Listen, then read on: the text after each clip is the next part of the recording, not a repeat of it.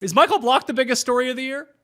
Non-live? Like, honestly. Yeah, I guess, for sure. Sure, yeah. You hate yeah. that guy so much. No, dude, people hate him so much more. And like, I'm mid. In terms of Michael Block haters, I swear to you, Pat, I am mid. There are people that I couldn't even compete with if I cared. Mayo Experience. Mayo Experience. Mayo Experience. Mayo Experience. Experience. Welcome to the Pat Mayo Experience, the 9th annual, well, we'll call it the 2024 golf season preview. We'll talk about the majors. We'll talk about the players, recap a little bit about what happened in 2023, open up the mailbag, talk some LIV, President's Cup. It's all here for you. But what you need to do, there's a few things you need to do to help us out, to keep this going, so we can at least hit year number 10 of the show, and then maybe it will become not profitable to do anymore. Who knows? I mean, last season was not profitable from a golf picking standpoint, from my end, at least, although I know a lot of good people out there had very profitable years, and I hope that you were some of those people and were unlike me in that regard. However, the one and done is now open. I had mentioned this before Christmas, but it kind of applies all the way up until it starts. It starts at the Sony Open this year, fantasygolfchampionships.com. If you are looking to sign up for it, it's $200 to play. It goes from January through August, and you play the $200 once. There's $80,000 for the winner. You pick one golfer per week. It's super easy to do. I signed my dad up for it last year, and it became a thing where we got to talk about it every single week. So if you're ever looking for something to bond with anyone, it could be your dad, your mom, an uncle, a friend you haven't seen in a while, splitting an entry or splitting multiple entries with them is a great talking point. It gives you something to talk about, maybe at a time where you don't have the most to talk about. So this is fun to follow along, to shoot the shit with every single week. I really enjoy it. I hope you do too. Again, it's fantasygolfchampionships.com. And you best get your spot now because, as it always happens, it fills right around the Tournament of Champions kickoff, but there's still another week worth of sign-up, technically, although it's full. And then people are like, well, I didn't even know about it. Well, now you know about it. So go reserve your spot right now. You can even set up text alerts on everything. So there you go. Also, if you go to the Spotify page for this show, which I recommend that you do, then subscribe and set on auto downloads, rate and review, all that fun stuff. There is a poll for this episode, and the poll Spotify question of the year will be, who is going to be the player that wins their first major in 2024? Who knows? Jeff, do you have an answer to that right off the top? I'm Victor, or right off the top, it's Victor. But I could get a little fancier with it and say Min Woo Lee. Oh, you're big on Min Woo. We tried that last year, remember? Yeah, I've already done. Yeah, I mean, we'll probably get into it, but I've already got an 80-1 for this year. He was our long shot last year at the Masters. So I'm already back in on it this year at probably half the number we played it last year, Pat. But yeah, I mean, gun to my head, Victor Hovland, first-time major winner. If I need it for my life, I pick Victor Hovland. Yeah. That's probably a good one. So you would go with, because we were going to open up the mailbag, but I know that the Model Maniac had the question, gun to your head, who do you want? Who do you have in 2024? Aubert or Victor Hovland, your two guys?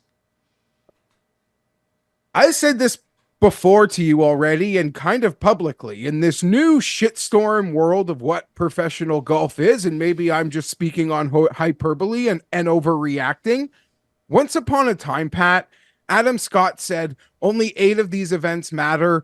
They could do whatever they want with the other 30 or 40 of them. Well, 4 years removed from that comment, we're officially at the point, and maybe a lot of golf fans were already there who aren't in our orbit of caring as much as people who are probably watching this, but only 4 tournaments matter. And you can do whatever you want with the others. And the ones that will matter to me are the ones that Victor and Ludwig are playing in. Not going to lie. Everyone's got to find their own reason, and obviously Tiger. But in this shitstorm of what is pro golf at the moment, you got to choose your own adventure as to what's going to matter to you. Outside of obviously the gambling sphere, and you give me a hot ticket in the Sanderson Farms and I'm going to watch it. That's the big thing. So I've just heard a lot of negativity surrounding, especially the PGA Tour, because, well, LIV is still making waves. We'll dig into LIV here in a second because we don't, as of the time of this recording, we don't know exactly what LIV involvement, the PIF, is going to be with the PGA Tour. It sounds like that's still on the table at the moment. So that could wildly shake up everything should they end up coming to an agreement for an infusion of cash. But what will you remember 2023 for? Is it the fracturing of golf, or is it just that the PGA put themselves in such a spot trying to get into this arms race with LIV in terms of money that they kind of screwed themselves? Yes. From that like macro sense, it was they broke their own back and they ate a lot of their own words, and they ate themselves in some regards, and they made a lot of their top stars look really stupid. Like Jon Rahm, Rory McIlroy, guys that put up themselves on a pedestal for the tour and try, Arnie and Jack's vision, what would they do? And they tried. And, you had a great conversation with Powers and the Tour Junkies on a lot of that Rahm stuff. So don't really need to jump like too deep into it. But Jon Rahm could simply say like Jay Monahan, it's Jay Monahan's fault I'm gone, or the vision of the tour. Because, now it does look bleak, and they have these embarrassing moments, Pat, where it's like the 300th ranked player in the world is like crying. Like, we don't care about you either, man. But a lot of it's hyperbole, I think, in this moment. A lot of us, who like a lot of people I've seen, people who we've been friends with, or at least like internet friends with forever, being like very, very, very down on golf. Like they're going to win one showdown thing, and in January, they're going to be fired up. Like that's just how the cookie crumbles for at least the people we interact with, right? Yeah, I find it kind of strange. Like if gambling and daily fantasy sports are the main reasons that you follow golf, I don't understand what's different whatsoever. Like the only thing that's different that has made things worse is for the upcoming season is that we're going to have more smaller field no-cut events, which are absolute disasters. I mean, they're just not fun to play DraftKings on. They're not fun to bet on by and large. I would prefer to have even as kind of Victor pointed out, although, if he ends up going to LIV, we'll end up seeing, because he's going to play in all these elevated events, that he thinks that, golf should be played with 150 people, with a cut line. It gives you that incentive to do well. And I understand wanting to funnel the money to the better players, but I don't think, at least in my mind, I don't feel like the elevated events were that big of a success in 2023. Do you? No. And they kind of piggybacked right in like major season. And that was something new that the players are going to have to figure out like the best way to do that. But they kind of got boring and repetitive. Granted, there were a lot of surprise winners, like from Kitayama to Keegan to, I even want to say Lucas Glover in some respects. So it was very interesting in that regard, Pat. But 2023, I'll remember, am I silly to think that Brooks Koepka's performance in both the Masters and winning the PGA Championship may have done more than the extra $100 million that LIV offered Jon Rahm? To get Rahm to go? Make him go? To make him realize, I could go. Why not go? I don't think so. I think it was the promise that there was all this money floating around on the PGA Tour. And listen, Rahm played it smart from a bunch of ways that he ended up getting the bag anyway. I don't know exactly how much money he got, but it sounds like he was one of the top 3 people paid to go to LIV. He didn't have to deal, honestly, with any of the backlash that the first wave of guys did. They kind of took the bullets for everyone. And now he's just on like a media blackout. He got his money, and if all things play out like the tea leaves have shown us, that LIV and PGA are, I don't want to say be merged, but they're going to be very friendly with each other within 2 years. So it's going to be like he didn't leave at all, but he got a big pile of money. Go do it. Yeah, and he gets his exemptions. He's in Augusta. He's got his majors. There's going to be a path back into those premier events, Pat. But as we sit here now, it seems like the PGA Tour is bleeding more title sponsors going into this upcoming year. Well, it would make sense. They lost Wells Fargo for Quail Hollow. When a bank doesn't want to pay you the money, the extra money that you're demanding, you can find yourself in a world of trouble. There was something with the Fenway Sports Group that they ended up buying part of the PGA Tour and infusing a bunch of money. Like they need to, the PGA can't, like I said, can't get into the arms race. Apparently they were spending like $150,000 per day on lawyers fighting LIV with all this stuff. Like, I don't get why they care about LIV so much. No one else cares about LIV. They care about losing these top end players, but the PGA Tour has always been the league, the premier league over the past whatever many years. Like when we've seen like sort of the, it's not that the Euro Tour is dissolved, but its importance has become far less important over the past few decades, and the PGA Tour has risen above it because they can always replenish with new stars. They had Tiger, and then you had a new wave coming in at all times, be it young players, older players like Furyk or Steve Stricker going on a little bit of a run with a bit of name credibility. Then you have the new infusion coming in, and we're still seeing that on the PGA Tour. But it's like they think that they can get to the levels they were at with Tiger without Tiger, and that's just crazy person thinking. Total crazy person thinking, and it is, as we've spoken about a few times, it has created a misrepresentation, I think, of these guys on their own sense of worth. I don't think they're worth what they think they're worth outside of just a very small handful of them. And Patrick Cantley's an easy target, but there's no way Patrick Cantley is worth what he in his head thinks he's worth. Like, it's impossible. It's impossible. He's an incredible golfer, world class, but I don't think he moves a needle for anything, for anybody. So it's this awkward, dichotomy of who's actually worth something. And golf is so niche that people just like to turn it on and see good players hit golf shots. Liv's biggest problem, and I invoke my father a lot on this show because he's part of the culture, who's a lot older, flirts with 80 years old, and has never had a PGA app, has never made a PGA bet. He just knows, like in the same way he knew when I was a kid that he could turn on like CNN at a specific time and that Larry King live show was on. He just knows on the weekend, I turn on one of two channels and the PGA Tour is on. It's literally like putting on the nightly news.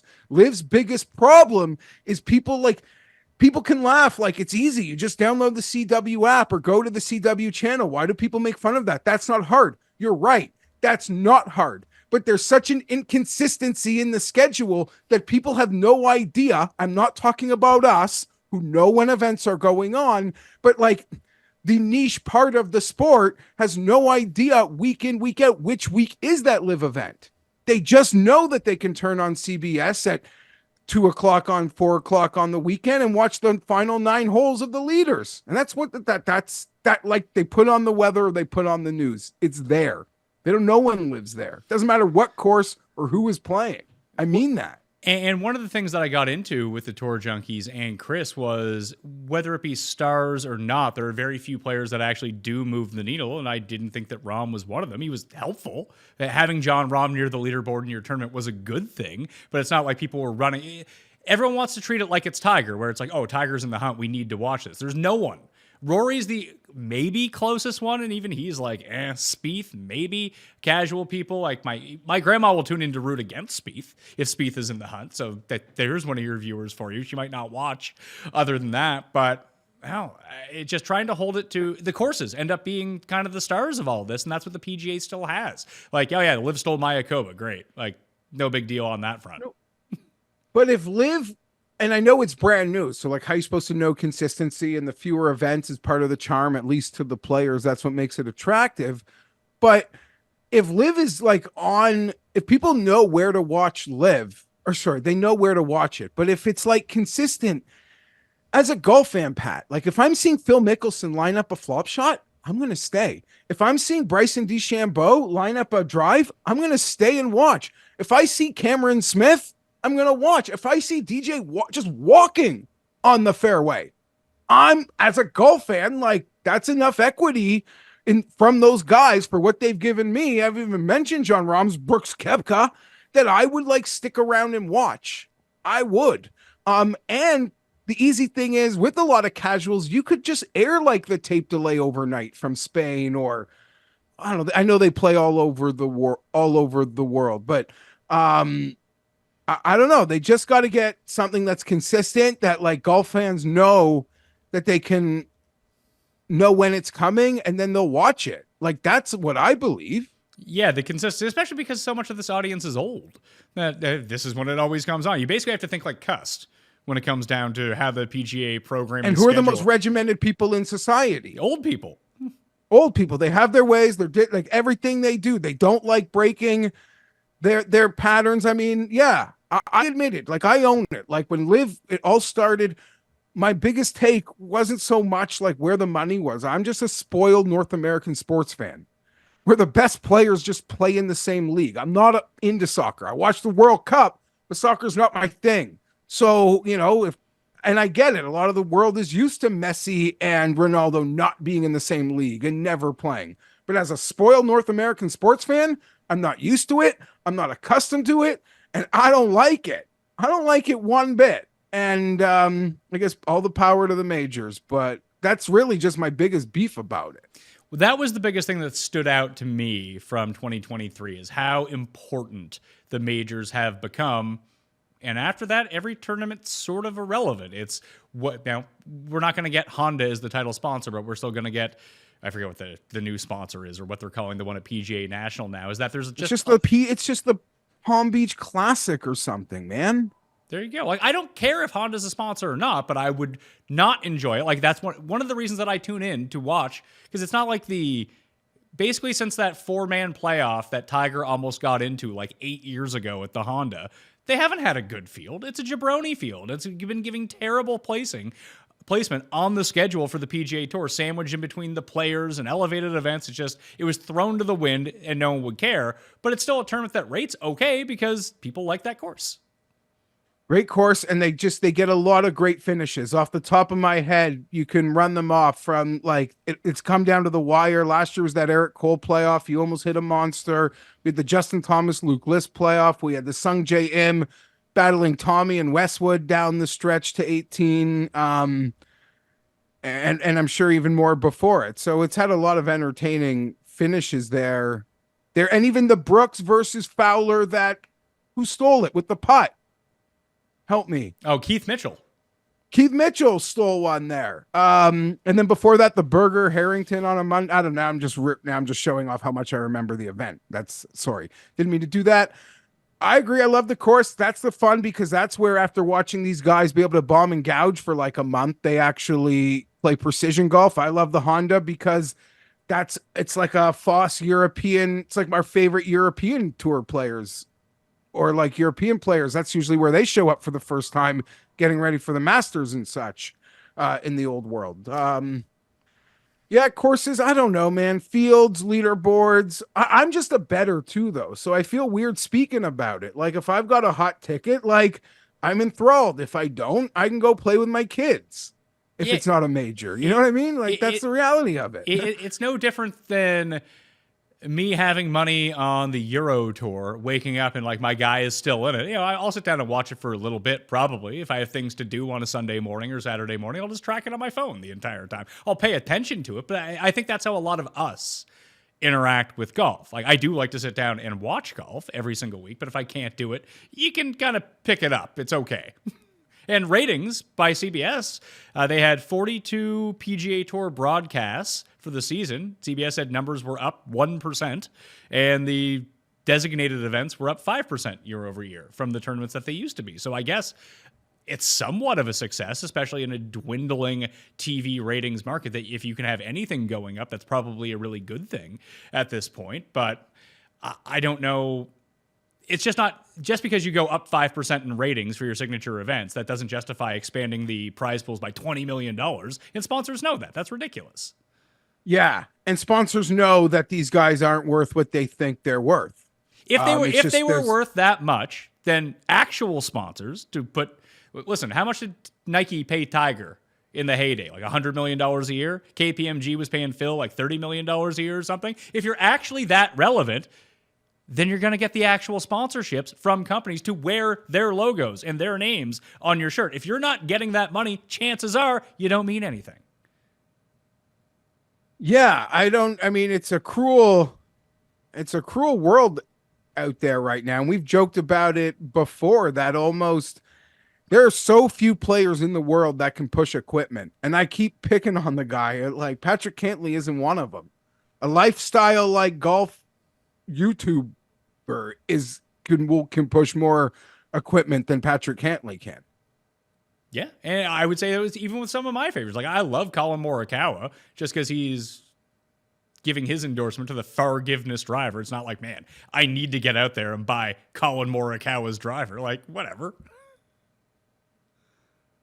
But yeah, it's a weird landscape. It'll be interesting to see how these guys, how their schedules look, if the defections continue, all of it. Because if it is the world that you seem to think, Pat, that in 2 years it is going to be a soft merger anyway, somewhere between a soft and hard merger will have already be in blossom. And you'll be able to play signature events. If you have your exemptions, you have nothing to worry about. If you're, we assume the Ryder Cup shouldn't be a problem. I like to hope that those LIV guys are going to be allowed to play for the internationals at the President's Cup, and that'll be a barometer where they stand in 9 months or something when that's going to happen. Oh, for sure. So I guess the biggest story of the year was LIV and the PGA Tour. What would you say was the second biggest story, PGA-wise, or even golf-wise? Is it the Ryder Cup, or is it just the year of Victor Hovland despite not winning a major? I could argue it was Brooks Koepka's major, those first two majors. With all the questions, if we were doing the show again, we'd have been talking about that like episode 2 of the Netflix show where he is just... I know editing can do wonders, but he even admit that's why he went to LIV. He had lost some self-doubt. So for him to just roar back like that would probably be story 2 for me. Obviously the ascension of Victor and then the birth of Ludwig. And then selfishly for me, with the Canadian Open being at my club and that being Ludwig's first event, that will be probably my lifelong memory from the year. But in the same way, Pat, I'm not kidding. I've a couple times had to go back into the room, not in my house, where I watched that Jaguars Chargers playoff game. And I get a chill every time I've stepped in that room. And I got a chill every time I went to that 18T and thought about Tommy Fleetwood not shitting that bed. So that kind of annoyed me, but my club got a Canadian heritage moment out of it with Nick Taylor. So selfishly, that's a huge pedestal for me. But other than the LIV stuff, it's LIV connected. It is John Rahm. It is Brooks winning the major, answering all those questions instantly about himself and how a LIV player could perform in major championships. Well, Brooks was clearly the most successful LIV player of the season, despite Gooch winning the regular season title. I'd say that Bryson had a really good year for Bryson too. It was it went under the radar a little bit because it was a lot LIV related, but he played pretty well in the majors despite not actually contending for a win. But his team ends up winning on LIV. That was the most LIV that I watched, was that final event at Doral, which is actually pretty cool. But it seemed like people not necessarily flopped back onto Bryson, but people were more open to Bryson this year. He lost some of the weight. He doesn't look like the Incredible Hulk anymore. He seems to be having more fun with everything, and he is the one who everyone can say why they went to LIV, because of this, because of that. It was the money. And he even acknowledged that, but he also said it was because, he gets this influx of money. He gets more time off. It means he can create something down in Texas where he can help people do whatever. And he's making more internet videos now that are actually kind of neat of him hitting different shots and things like that. It seems like he has embraced the time off and putting back the money and time back into golf more so than anyone else that went to LIV. And I think that's reflected positively for him. Yeah, that's wonderful. I'm a Bryson fan. I think he's capable of winning big events, certainly on the PGA Tour. It was great to see him come alive late last year. I have to say, though, Pat, the most embarrassing golf thing I did last year, betting wise, and I'm so stubborn that I stuck to it because I'm just a man of my word, I guess. I'm loyal or stupid, a bit of both in many aspects. But I proclaimed at the start of the year that I was going to bet Thomas Pieters to win every single LIV event until he did. And every single one, he went off somewhere between 30 and 50. I don't think he ever finished in the top 5. I don't think I ever got a sweat. Like, I mean, I thought there's no way. There's 48 guys that play this golf tournament. Thomas Peters, like, I think he's pretty good. So that was really stupid of me not to take away from your Bryson point. And I'm happy that Neiman got this late stuff around the world, which should help him get into majors, I hope, because that was a concern for me. Well, until we get to the mailbag questions, the final thing on LIV that I wanted to point out is they dominated the end of the Euro Tour. I think they won every event. Burmeister won, and Louis won, and Neiman won in Australia. I think they won 5 in a row to end that season. That's incredible. That's pretty cool. And something maybe to look for last year, all the like high-end LIV players got it going a little bit into the year, and they're in their new normal as to how to prepare for a season. We even saw Cameron Smith get to the major and acknowledge at the Masters, like, yeah, he didn't maybe, do have the like wintertime prep that he should have, and he earned it with his year before.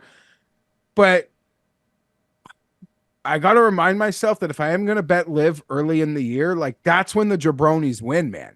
That's when like Howell won. That's when like Danny Lee didn't know who else. Danny Lee won.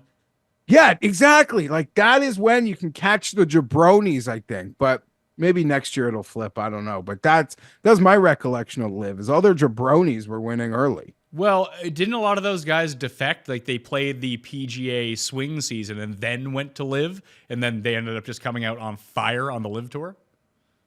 I don't have a clue, but no one has to feel bad for any of these guys. Not that they do. Bubba Watson was courtside at an NBA game last night, Pat, in a $2.5 million watch.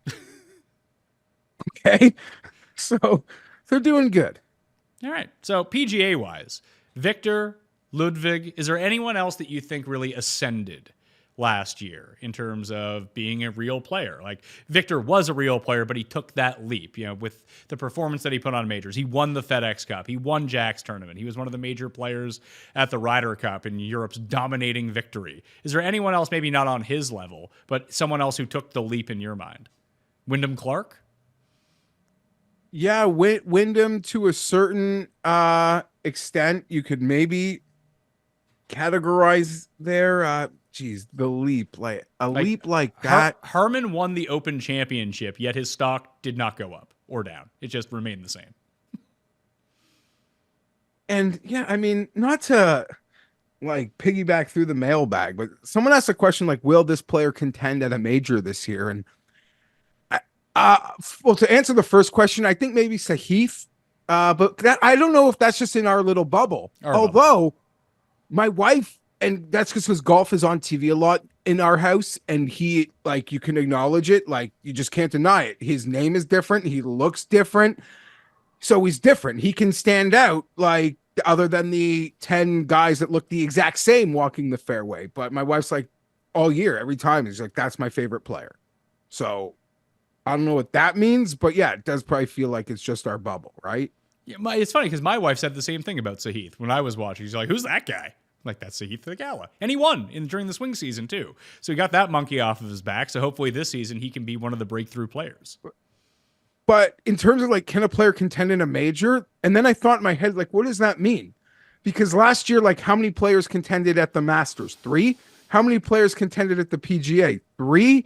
How many players contended at the U.S. Open, like Wyndham, Ricky, and Rory? Let's try to think about it in reverse. How many people actually contended at the Masters? It was Rahm, it was Brooks, and Cantlay. Victor, no, it was Victor. And Victor, that's right. And then even by Sunday, it was down to a 2-horse race. Yeah, but yeah, because it was the double and everything bled together. It's kind of a blur. But at some point, Victor was like 2. You're like, holy shit. But yeah. You're right. 2.5, but 3. And then at the PGA was Connors, Brooks, Hovland, and Brooks. And then Connors, didn't Connors like eject himself at the end of Saturday? But yeah, sure, right. He contended. I just remember he was in that bunker on 17. He plugged his ball, and that was the end of him. And then Michael Block. Yeah, and that was Saturday. Michael Block. But you're right. Is Michael Block the biggest story of the year? Non-live? Like, honestly. Yeah, I guess. For sure. Sure, yeah. You hate that guy so much. No. Dude, people hate him so much more. And like, I'm mid. In terms of Michael Block haters, I swear to you, Pat, I am mid. There are people that I couldn't even compete with if I cared. Um, and the U.S. Open, like I said, it was Wyndham, Ricky, Rory, right? Was anyone else there? Not that I can remember. Cam Smith lurked for a bit, but no. And then at the Open, it was And just Harman. There was nobody. So what does contending mean? Like, sure, like guys can get a number. So it's hard to even quantify that question. But yeah, Sahith would be my guy that maybe kind of felt like he broke out, but that's probably a lie. Yeah, Blocky. Blocky's the breakout star. Yeah, but not even close. I would say that kind of lost in what Victor did, because Victor's up to the number 4 player in the world. That Homa really did take a leap from being fringe mid-card player to like legitimate top-tier player on tour. Yes, he continues to take these leaps. Because like every year he's kind of leaped into a new tier. Yeah, it's still weird for me seeing him in some of those betting board situations, but the guy delivers and he's a boss and a winner.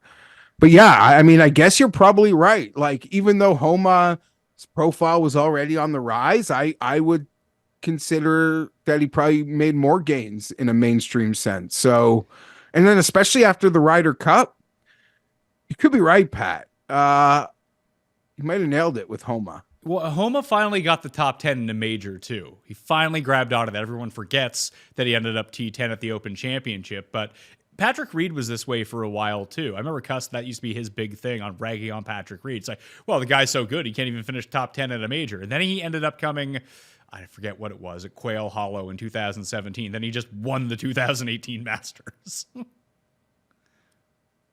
That getting the top 10 is so big for some of these guys that have that sort of stigma to them where, yeah, they're fine. They can win this event. They can win that event. They can win an elevated event. But let's see what they do when major time comes around. So now Homa's done it at elevated events. He's done it at like classical venues and classical events. And he's done it at both the President's Cup and Ryder Cup. And now he's notched a top 10 in a major that maybe that he is the guy this year. Like if we're thinking about first time major winners, it's him who should be, we should be looking up in that front. Yeah, I mean, there's a few guys I feel like the script could really flip on. Does Hatton have like the mental capabilities to like do the last 9 holes of a major? Well, if he's on the good side of it, like he goes blackout hot sometimes. He does. Like, and we saw him do that at the Players. Unfortunately, Scotty was already winning by like 9 strokes, so it didn't matter. But he made some like... Oh, yeah, that birdie he made from the trees on 18 at the Players to come T2 was one of the nicest shots in the year. Well, I'm trying to think. What would you say were? Like, because that one stood out to me, too, as one of the shots of the year. You know what honestly does stand out to me, as much as you're going to hate it, and the blocky haters out there are going to hate it, was blocks up and down on the 72nd hole. I can't believe he did it. I don't hate it. I don't hate it. I get romantic thinking about it. It's just like everything that comes after and like whatever. No, and Blocky got a hole in one, man. Yeah, but that wasn't the way, like that happened. That was fun. But like the actual pressure of getting up and down short-sided at a major championship on the 72nd hole with him knowing that if he doesn't get it up and down, he doesn't get his automatic spot back again next year. Like that was real drama. Like that was a good story. I would say Tommy's that like drivable tee shot at the Ryder Cup to clinch it. That was one of the better shots of the year, but that's fresh in my mind. So Nick Taylor's putt is definitely on the B-roll for like moments of the year. And then I'm sure there's so many great shots that don't factor in winning at all that are kind of just blurred together. I can give you one. McIntyre's approach on 18 in the Scottish Open to win the Scottish Open was amazing. And then Rory won the tournament from underneath of him. Unbelievable. Yeah, that sequence was that. Yeah, see, it's stuff like that it doesn't matter. Like you still get romantic about golf. It doesn't matter who's on what tour. And a lot of people watching this, everyone watching this, Pat, like obviously we love the top players, but like we're talking to a bunch of guys right now who, we get excited when it's, we get excited if it's Sam Burns versus like Lowry. Like, I don't know. We're just golf losers like that. Yeah, Tom Kim. Like, listen, I know that I was highly invested in Eric Cole winning at Honda, but Chris Kirk shot from behind the tree, punch out, sticking it to a foot to win in that playoff was a pretty incredible sequence as well. One that was very unprofitable for me. Yeah. And how about me, Pat? You cashed it. I didn't bet Ricky Fowler to win. I forgot. You know what? The two players that we That didn't was that shot. He looked like he was dead on 17. He goes birdie, birdie. I mean, Rose won, Day won. It was a nice. You mentioned Kirk in that story. There were a lot of really nice and Glover. Like Glover won too much, where it annoyed me in the end. You can win once or twice. I'm happy for you. And started be like, no, dude, like get out of here, go away. And then he did. Do you think Glover will win again this year? I don't know, but yeah, Ricky becoming a guy again. Like that's when we said the stories of the year. Like, shouldn't that maybe be right there too? Yeah, I would put Ricky and Day kind of in the same thing because after they both won, they kind of went away, and there was a huge backlash against Ricky as well. That people were seemingly mad that he was good again after he was good again because after the U.S. Open, then after the Detroit win, like his season kind of went down the tubes a little bit. He just wasn't. It's like he got his win. And that was kind of it for him for the season. And then people were still hyping him up like, oh, yeah, Ricky's still really good. It's like no one's saying Ricky's the number one player in the world. But from where he was to where he got to, which is why I have no worries about Justin Thomas moving forward. Because we saw Spieth go through the exact same thing a few years back where Spieth fell off the face of the earth for 2 years. He was still in all these tournaments and he made a run at the Masters one year. But week over week, like he was playing in jabroni tournaments where he wasn't good whatsoever. And then the same thing happened to Ricky. Now Ricky's back a little bit. Now Thomas, obviously he won a major, not this season past, but the season before at Southern Hills. And his season was bad in 2023, but it wasn't like scraping the bottom of the barrel bad like Spieth and Ricky were in the years that they got bad. So I have no worries about Justin Thomas coming back and being good again. So I agree. I don't have a worry, but I would say being friends with, and I feel like I said it at the time in the season, the fact that he's such good friends with Ricky and Spieth should give him confidence that everything is going to be okay. Because like, look what happened to them and look where they are right now or got back to. But also being good friends with them could show Justin like, and I said this at a point in the season where he hadn't even hit rock bottom yet, where it's like, you might not even be at rock bottom. Because knowing their experiences, it got worse and worse when we even thought like, I don't think it can get worse. And it got worse to the point of Ricky not playing in majors for full calendar years. And obviously Justin is a completely different level of player and multiple major champion. But yeah, that friendship can work both ways, what those guys went through, because it can get lower. But I'm confident Justin would be back. I am.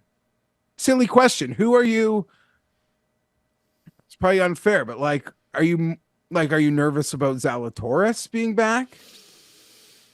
That all seems to be injury related. So as long as he can get himself right physically, and it seems like his swing has to be changed because of these back problems that he had, that, yeah, I'm a little bit concerned, but he seems to be a good enough. I guess my biggest problem with him would be where his swing was so unique, and maybe he just needs to gain some weight because he's so skinny, that he has all that leverage, all that torque. If he's not able to have the same swing, can he adjust his swing on the fly fast enough to be able to continue to compete again? But he is one of the few that when the lights get the brightest, the tournaments get really, really difficult, he gets better. It's the really easy ones that he seems to have problems with, and I always think that's a good look for players. And this is such an unfair question, but like, if you had to pick on one of the better players in the world to have a Thomas or like, dare I say, a mini Finau season from last year, like, is there anyone who you've got like an arrow going down on, or like you don't even think like that? You'll just see what the data says through the year. I would like to be able to figure that out, obviously. And yeah, I'm not smart enough. That's the thing. Like, put you on the spot. And like, we can try to do it. I honestly think, so let's try to do this. We'll try to come up with our top 5 up and down players going into the season. So 5 guys that should be on the upswing, 5 guys should be on the downswing. Now, a downswing I wouldn't consider, like if Hovland doesn't win this year, but still comes like third in 2 majors or whatever. It's a lot like people say that Morikawa had a really shit year. I think he came top 5 in 2 majors and had a win. Like, if that's your bad season, that's fine. Going forward, like, the expectations for you may have been a little bit out of control. Maybe I'm a part of that too, because I think that he's a really good player.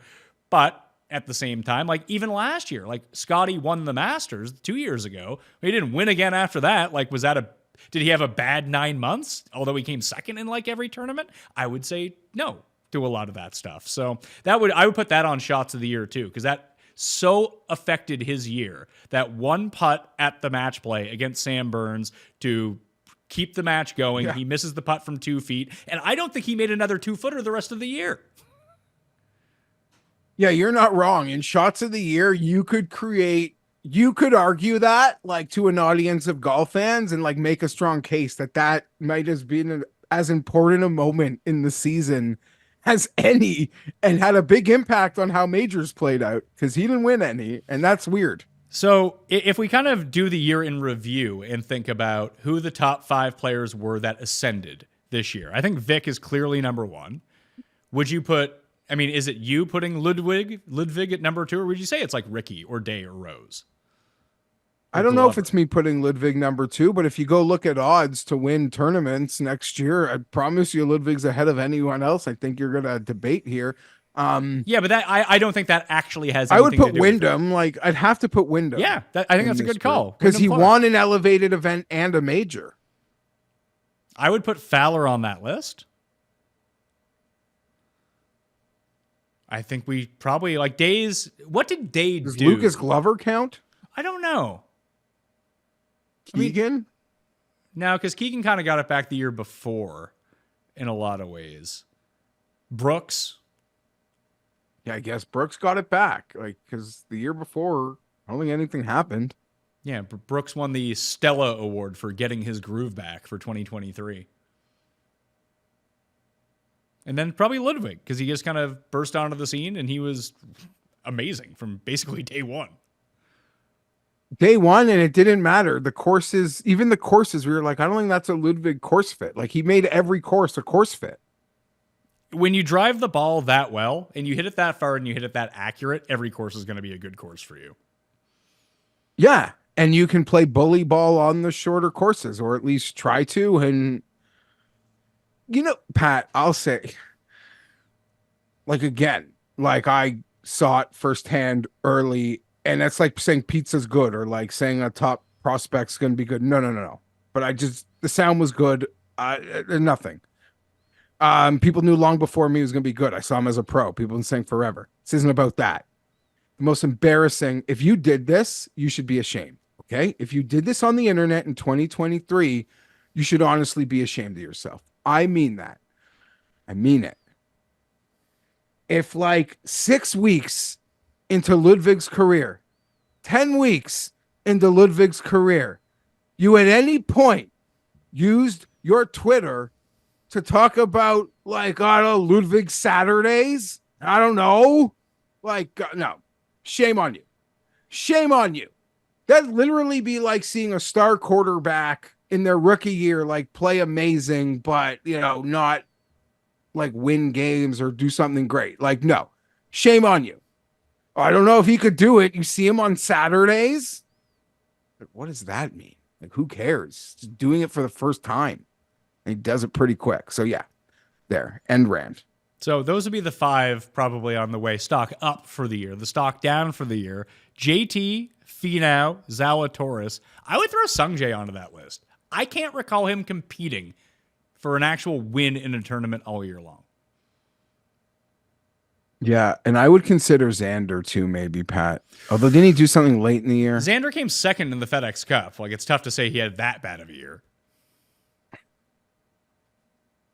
Yeah, that's fair. That's a different category of bad. Obviously, like Finau and JT were couldn't believe, like, to not make the Ryder Cup.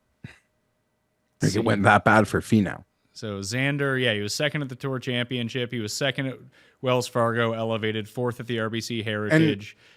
Yeah, it Sorry, was. can I put it? It was top. He was top 10 at the Masters, top 10 at the U.S. Open, 17th at the Open Championship, and 18th at the PGA Championship. Yeah, that was rude. I take that back. That wasn't but fair. I understand what you're saying because he didn't win. So I got a that's better knock one against then. him. Okay. And I think we forgot a guy from another tier for the other list. Okay. But Eric Cole. Oh yeah, Cole's hole.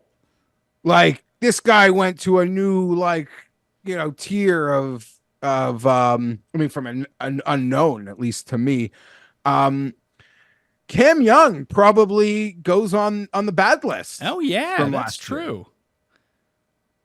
Like, there were moments early where you felt like it was inevitable and we're fine this year, and then he just disappeared. And it didn't seem like the caddy switch that we all thought would okay, that'll get him over the hump. It didn't. I'm still expecting big things, though. I will say that Taylor Montgomery went away very quickly after top fiving in every tournament for 3 months. Yeah, he looked like what we thought Eric Cole was going to be, or what Cam Young was the year before, and then he was just a disaster. Yeah, you'd see him drive and putt. You're like, wow. You know who had a sneaky underrated year, and for his level of player, but mainly because he missed so many cuts and had so many bad performances. But the high end for him was Seb Straka. Well, his ceiling, his hot is like white hot. Like, it is. That was probably the round of the year, right? What he did to win that tournament. To win John Deere? I had John Deere, but it was still an unconscious scorecard. Yeah. Like an unheard of scorecard. And the next week, or the 2 weeks later, he ended up coming second at the Open Championship. Yeah, and he did okay, got all the way to East Lake. So you're right. Yeah, I can't. And has he now piggybacked wins in back-to-back years? Yeah, because he won the Honda, in 2022. Yeah. So good for him. I don't know. I'm telling you, the list of players that have wins in each of the last 2 seasons, it's not a big list, and it lacks a lot of star power too. I mean that. Did you see the rumors that Hatton was going to go to LIV? Because I didn't see anything more than it being a rumor. It was rumored around the same time that Finau was going to go to LIV, and Finau stepped in front of it and said that he's staying on the PGA Tour. So I saw the rumors. I haven't seen anything more. You could argue after Scotty Scheffler, Hatton had the best season without. Well, Scheffler won events. Hatton didn't win anything, right? No, he came second a lot. Let me pull up Fantasy National for a second. Every 2 weeks, Justin Ray would tweet again that Hatton is the only player on tour who ranks top 20 in these 4 categories, and it is literally the 4 most important categories in golf, and he just couldn't. He never cracked it. He lost me so much money this year. It's incredible. He is my least profitable golfer of the year because I kept betting on him to win because he'd come second, he'd come third, he'd come second. It's like, okay, it's going to happen. Never happened. Yeah, and he'd be like, okay, full field, Hatton 40, 50 to 1. I'll take those stats, and I'd rather bet him at that number than 20 at a shit field or something. But he's been bad at majors, right? He was okay. He made the cut in all 4 majors this year. He was 34th at the Masters, 15th at the PGA Championship, 27th at the U.S. Open, 20th at the Open. Not great by any standard. He played really well in the elevated events. He was 3rd at Wells Fargo, 2nd at the Players, 4th at API, 6th in Phoenix. So the elevated event, I had him in our season-long fantasy draft that we do every year. He was, I think, my 3rd or 4th round pick because we didn't know when he was going to come over, and he was coming off kind of a down year, and he piled up so much money by coming top 3 in all these elevated events.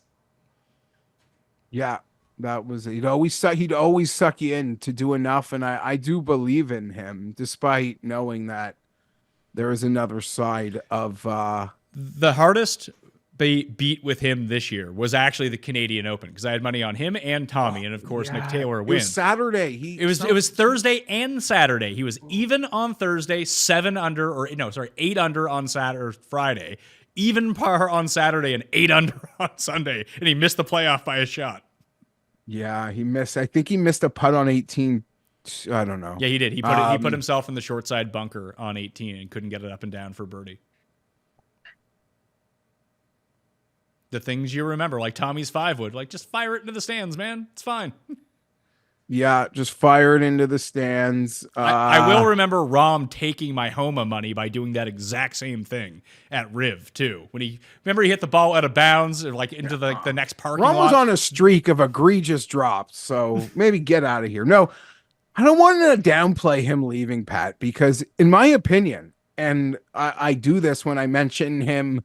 When every week we do a show that's a full field, and I would always say, like, I don't know, to me, Rahm's the best player in the world. I don't know what the rankings say, or I know it's like splitting hairs, but he was always the guy that if I had to pick between like the big one or two in a moment, like Rahm was always my pick. So I don't want to underplay him not being around. Hey, he ruined golf for us for 3 months, so I'm kind of glad to see him go. Take a hike, pal. It was no fun to bet events because he kept winning. Yeah, no, and I go back and forth because I think one of the I'm a golf fan who likes to bet, and I get caught up, and I say like a fan, like a lot of my opinions are like emotionally driven or bias driven, but yeah, you're right. The gambler in me, I guess I'm happy you're gone. And we'll see how the books like react to that. But the golf fan in me, I don't know. It's not good. It's not good.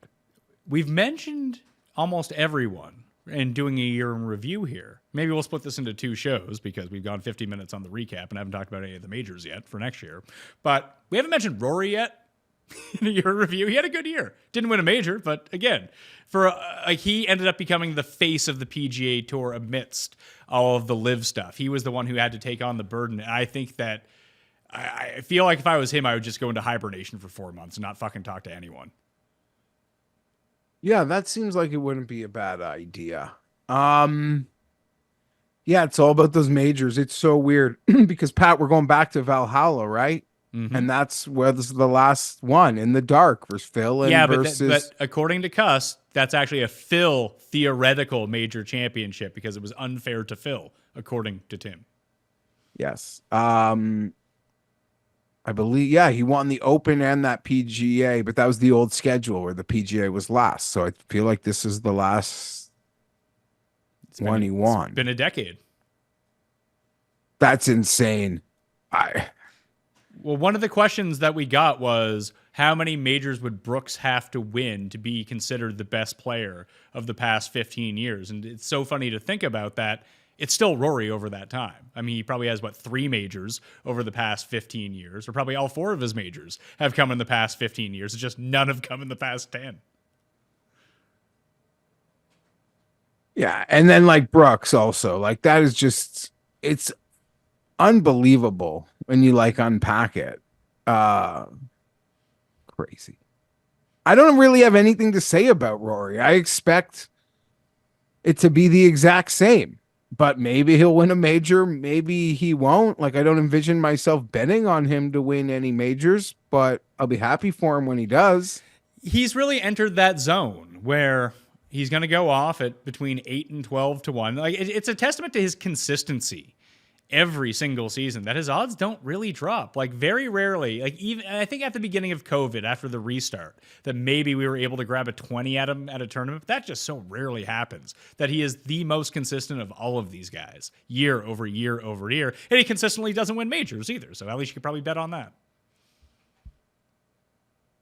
Yeah, no, like, I don't know. I have nothing to say about the Rory discourse. I feel bad for him because he is an emotional guy, and he sort of put himself out there and in trying to stand up for, and maybe it's all like phony anyway, but like, what would Jack do? What would Arnie do? And like, he just, it ended up being so embarrassing for him. It reminds me of presidents. When you see a president go into office, everyone besides Trump, who came out looking better somehow, but like they age 40 years after their 4-year term. Rory looks like he's aged, man. He's like 5 years younger than me. He ain't looking at these days. Yeah. And I know Tiger's always been getting older, but like I see him now, he looks like he's aged a lot. Like even between last year's Masters, I don't know, his face looks really puffy or something. I don't know what's going on there. But happy to have him back. Yeah, I mean, that'll be one of the fun things for 2024 is that if Tiger can stay healthy, we'll get to see him 5 or 6 times, which would be awesome. So, like, what would the 2 events be? Riv. Other than the majors, assuming he could do them. Riviera. You know where he should play? Is Pebble. I mean, that's a different conversation. He should play at Pebble.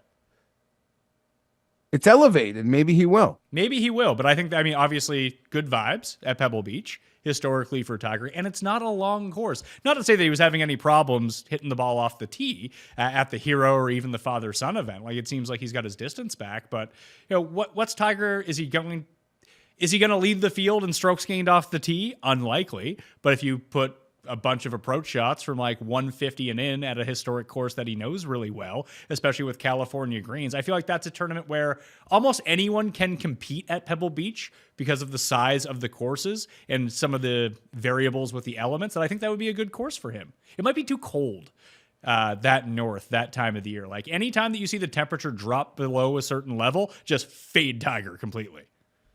Yeah, I didn't think about the weather. But my head was spinning, thinking about all the other reasons why it makes sense. And he can even glad hand one of the corporate partners that pays him $100 million to be Tiger and do Pebble. I don't know. Be curious. Is Jay Monahan the biggest loser of 2023? Yeah, he has to be the biggest loser. I don't want to go down the rabbit hole, but like, what a loser. She used 9/11 families as a shield because he was bad at his job. And then in the end, went home with a tummy ache. I have nothing nice to say. And I didn't. Even when others were. I didn't care. I did not care. Who do you think was the biggest winner of 2023 in golf? Victor Hovland. I'm going to say it was Jon Rahm. Okay, you're right. But then I'd probably say it's Brooks Koepka. After Rahm? Brooks Koepka and Jon Rahm. Well, Rahm, I take that back. Rahm won a whole bunch of times, became the number 1 player in the world, won the Masters and right. got Rahm. $700 million. He won the most important tournament on earth because what was Rahm's shtick about like pre-agreeing LIV? It was like, no, I'm a legacy player. Well, what did he do before agreeing to go to LIV? He won the legacy tournament. That cements your legacy. And unlike the other majors, we grow old with you now. We grow old with Jon Rahm. Unless he goes to jail, like Penguin. Right? That's the only way out. So you're right, Jon Rahm. But then I'd probably say second, Brooks Koepka. Third, Victor.